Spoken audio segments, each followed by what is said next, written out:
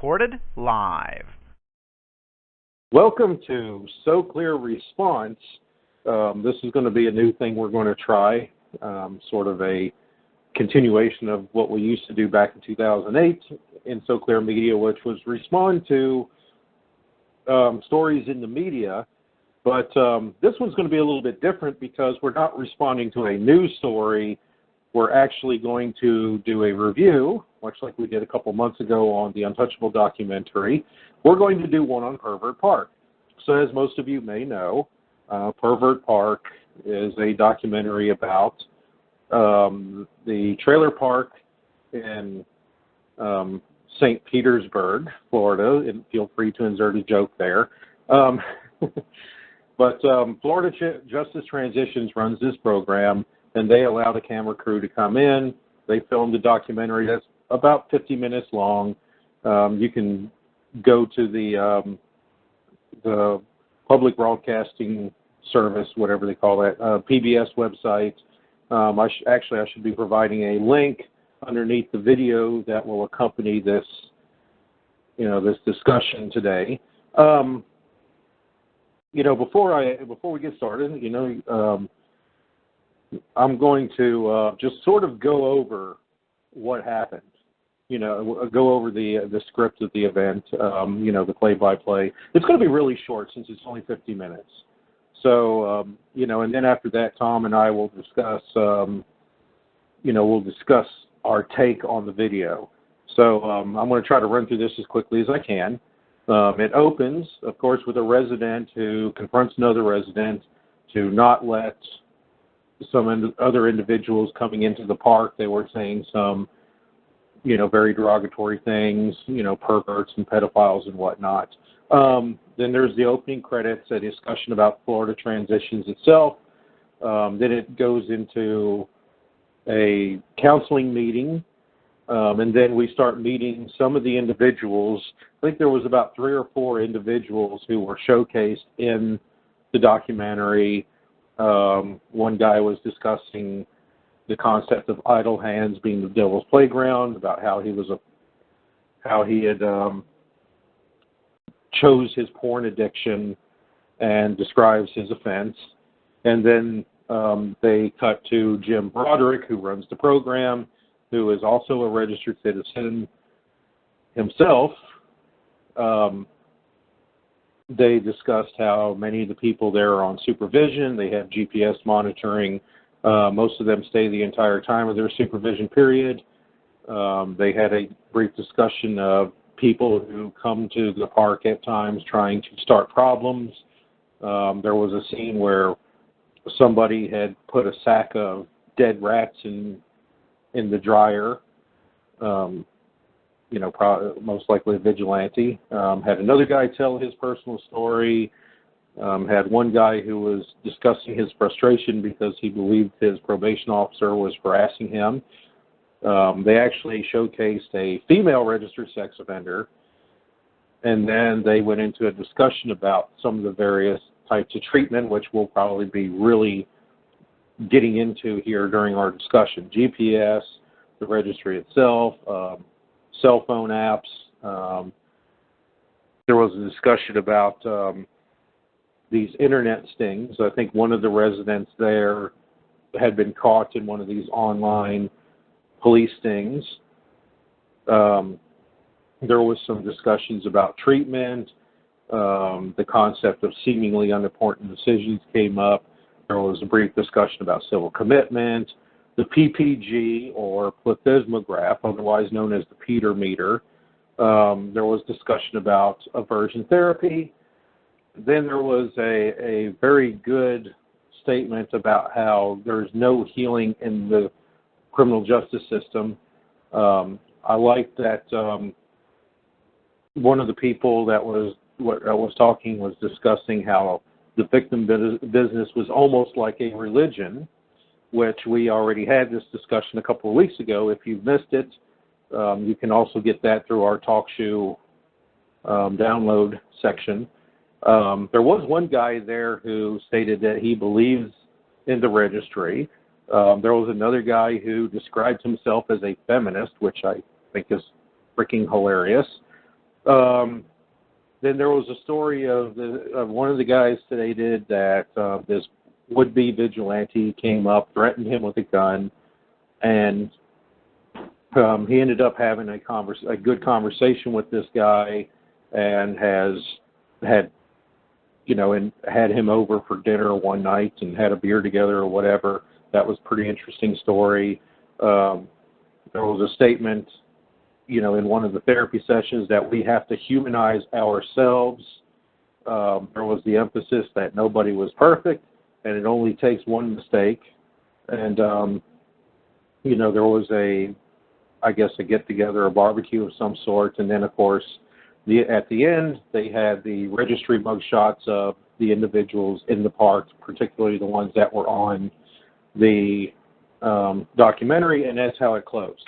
So that's pretty much the scene-by-scene rundown of Pervert Park. And I will let Tom go ahead because I've been talking this whole time up till now. I'll let Tom be the first to give his take on Pervert Park and what he felt about it. Well, thank you, Derek. When I review films like this, it's like most films, is that there's always, two sides to a story, and I can criticize this film as well as I can praise it in different ways.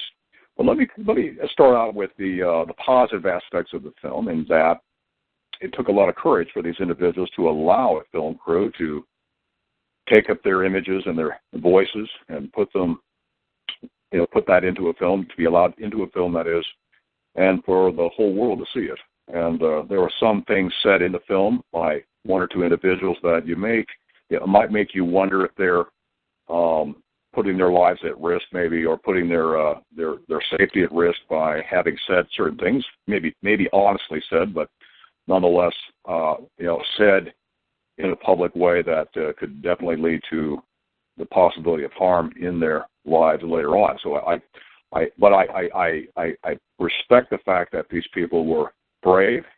These people were honest. I believe what they said was true. They seemed to be themselves emotionally impacted by the deeds that got them into trouble in the first place. They seemed to be as truthful to the way they appeared as what I would expect in real life. I didn't detect deception. I detected honesty and straightforwardness in most of what was said. Not all of it, maybe, but certainly the vast majority of it. So I give them an A rating in terms of honesty and straightforwardness in their particular stories and telling that story to the world. On the negative side of the film, I found that as a production itself, stepping back away from the participants in the film, as a production itself, it was not so great because the film, the title Pervert Park, being titled that way in the first place, puts a definite dark, mean light on the topic. It's a product that is meant to sell the frightening aspects of sex offenders in our midst. It uses stereotypes such as many of those in the film as they told their stories or were followed around by a camera crew to various aspects of their daily lives, as to trying to make human what otherwise was not able to be humanized. A subject that is so vile and so fearful and so outrageous in our society, in that we all fear these stereotypical monsters. There's no way that the film could have succeeded in humanizing them. It did try, but it failed because the outstanding label of pervert and sexual dangerousness and the potential to harm a child nearby, to produce a new victim or range of victims nearby, is always present in the mind of the viewer. So I don't think the film succeeded in humanizing them. It tried. It failed because of the overlaying stereotypes that seem to be a bigger part of the story than the smaller part that tried to humanize them. Well, from what I've seen so far on the reactions from around the anti-registry community, it's a mixed bag, and I think that a lot of your opinion is going to depend on what your expectation was of the film. Now, unlike Untouchable, I did not come into this film with an expectation that there was going to be much in the way of deep discussions about the root of the problem. I looked at the film as what it was, which was basically a window into one registered citizen community within Florida, one of many. I mean, there's obviously others out there who do similar things, and many of them are within Florida, although there's a handful in other states as well. And so, my review of it, I would say, I would certainly give it a higher number on a scale of 1 to 10 than I did for, for the Untouchable film. I think for Untouchable, I think I gave it like 5 or 4.9 or something. This, I would probably give it a 7 or an 8. The only thing, the negative parts to me, of course, was there really wasn't a likable, sympathetic registrant in the bunch.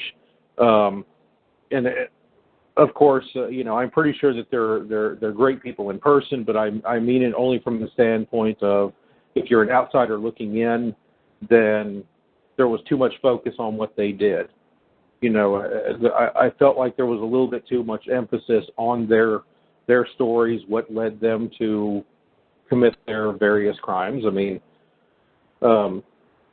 obviously they kind of went from one extreme to the other because you had the sexting person, and then you had the woman who had molested her son, and then you had a man convicted of child rape, and he kind of goes into some details about it. So yes, that was definitely not very helpful. The person who said he believes in a registry, I wanted to punch him in the face.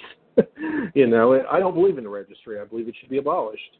I don't like the idea that registered sex offenders should ever be portrayed as victims in the sense that of their histories, of their past.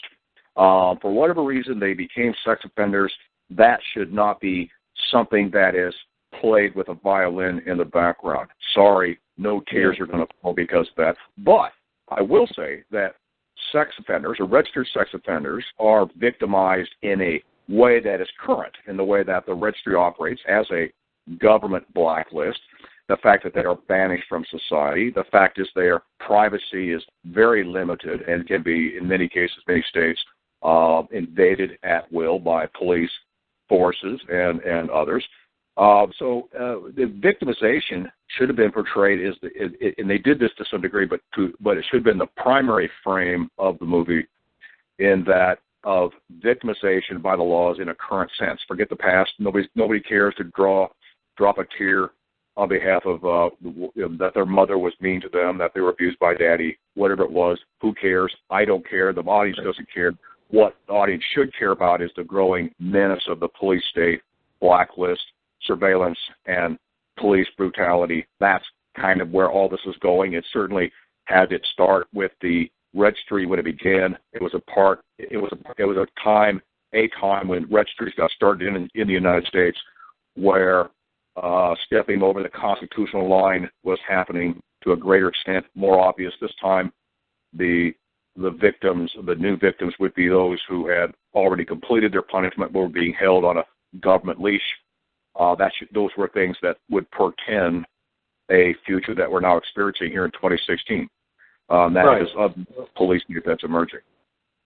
Right. Well, getting back to the film's portrayal of registered citizens, I will also agree that there was way too much emphasis on what they did. What I wanted to see with a little bit more of is, how people within the film were adjusting to their life in the park, what steps that were being taken to, possibly move on. Was there anybody who had been a graduate of the program that they could have gotten to come onto the film and talk about, their stories since that time? More emphasis should have been on, the here and now and not what landed them there to begin with. So that was one of the biggest problems I had. And I guess that just reinforces our viewpoint that under no circumstances should any registered citizen, unless you have maybe the most sympathetic of story, you're an 18-year-old with a 15-year-old girlfriend, or, you know, you sexted a picture of your junk to another teenager and it went around school and now you landed on the list because of it. You know, unless you have one of those kinds of stories, maybe it's better for us to not really get into discussions about our stories. I think it just simply detracts from the message that we're trying to bring. So, you know, well, if I was an outsider... That's good you bring that up, because whenever you do expose your background, your circumstances for being on the registry to any reporter of any sort, any filmmaker of any sort, the best score you can ever get is 0. And you risk a negative score if you're not perfect. The best medicine, just like you said, Derek, is to never talk about your past, but talk about the current state of the registry and your life now going forward, never in the back, never from the rearview mirror standpoint. You're absolutely right on. Right. Well, you know, we may not be able to avoid it completely, but we could certainly, you know, try our best not to. I mean, you say, I will admit that I committed a sex crime. You know, I'm guilty. I did what I said I did, and leave it at that. You know, I served my time, despite what the rest of society may feel. It's, you know, I am not going to allow people to continue to define me by an event that happened 17 years ago. It's just bullshit. And unfortunately, that's what's going to happen with most people who watch this film. The one I think I fear the most for is the person who, on camera, you know, stated that he raped a 5-year-old. You know, he's going to be the biggest target out of anybody in that film. You know, and I worry that if there's ever a point he ever leaves that camp and goes somewhere and somebody just happens to see this, you know, he might be most likely to be attacked by a vigilante. But also, too, he put others in that encampment at risk as well. If they can't find him, they might very well take it out on anybody else they see in that area. Right. Well, they do have a security force there.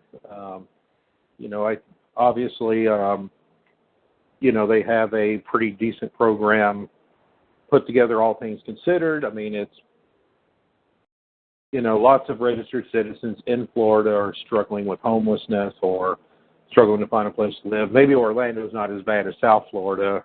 Miami and Fort Lauderdale areas are definitely the worst. I mean, that's according to some research by Levinson on the,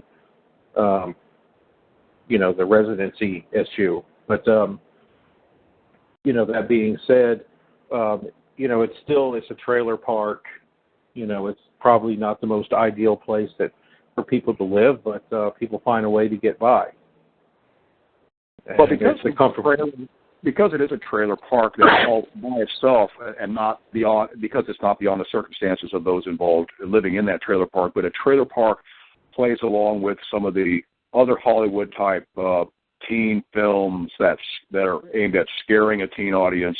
The Trailer Park Murderer, it's almost like a travel in of some sort, where a unsuspecting couple pulls into on a late night, stormy night, into a hotel, takes the registration. It's the typical, you know, stabbing film, a Hitchcockian film that looks at that portrays violence of the unknown on one of those dark nights. It tends to kind of play along those lines, it seems. Well, Tom, you and I had to, you know, I called you this morning to do this with me, and I want to bring this back up again because there was an interesting point that, you know, actually Marlene was the one who had said it, and we had kind of gotten to this discussion about what passes for treatment in the sex offender field. You know, some of that stuff I had to kind of explain to Marlene. You know, one of the things that most people wouldn't be able to know what it is unless somebody explains it to them is aversion therapy. Aversion therapy is essentially when, if you have a thought that is inappropriate, you're supposed to take an extreme measure. Either you inflict some kind of pain on yourself, or maybe you sniff ammonia or whatever. And through doing that, you're associating a thought with something negative, and that's supposed to help you, you know, not have those kinds of thoughts or act on them or whatever. Some of the treatment, the stuff that passes for treatment, is incredibly odd to an outsider. And of course, the film, since being as short as it is, it's not going to go really into depth explaining this stuff. So, to you, Tom, I know you didn't really go through this stuff. I did. I went through a program in prison, so I kind of understood the language and the lingo. So, my understanding was you and Marlene, when watching this, it was like they were speaking a foreign language. Well, I know what you mean. I tend to be one without that kind of experience of having to have been through a treatment providing solutions where snapping a rubber band on the wrist or opening up a vial that has a putrid smell to it, all the things you mentioned, Jerry. And so I'm fortunate in that. The only recurring memories I have of my own personal life are the massive television coverage of my arrest, and that plays over and over in my mind. So it's kind of its own aversion therapy. Not that I need aversion therapy in my own particular circumstances. Mine was related to general prostitution. And I won't say more about it than that, but aversion therapy is already in effect hours after my arrest, and so that still lives with me, and it's still very painful even now. Well, I can't speak for what program Florida Justice Transition has in effect. I mean, and I'm not going to knock whatever they do because I don't know. I mean, they didn't really get into any really deep explanations of it. I mean, they just kind of put it out there. It is what it is, and and you just kind of fill in the blanks. But my personal experience with most kinds of therapy that's out there is that a lot of times there's a one-size-fits-all approach. As I explained it this morning, it's like when you leave prison, they give you prison attire. It's a one-size-fits-all, but generally what they give you is something that is so large that, unless you weigh 500, 600 pounds, then this thing is going to be like a tent on you. The jacket that they gave me when I left the penitentiary, it was like a size 5X or 6X or something. So it was like, I looked like a hot air balloon with this thing on. And back then I only weighed 185 pounds. But hell, if I'm 245 now, even if I wore it now, that thing would be like 4 sizes too big for me because I'm only a 2X. But anyways, the one-size-fits-all approach, they treat you as if you're the worst of the worst. So it doesn't matter if you were in there, you're a teen who sexted your junk, or, if you were the 5-year-old rapist person that was on there, you're going to get the same kind of therapy. You have a sexual assault cycle, a relapse prevention plan, course aversion therapy, learning all this lingo like your SUD, seemingly unimportant decisions and whatnot. Maybe you have polygraphs, maybe you have the Peter meter, and whatnot, but it's a one-size-fits-all approach, and they treat you all like you're scum. If you think about sex, you're scum. If you have sex with it outside the confines of marriage, you're scum. Maybe even if you think about sex too much while you're married, even if it's only with your wife and only if it's missionary position style sex, you're scum. And that really can't be. That's because our label as sex offenders continually always boils down to the wrongful myth that we're all the same, we're all incurable, and we live near you.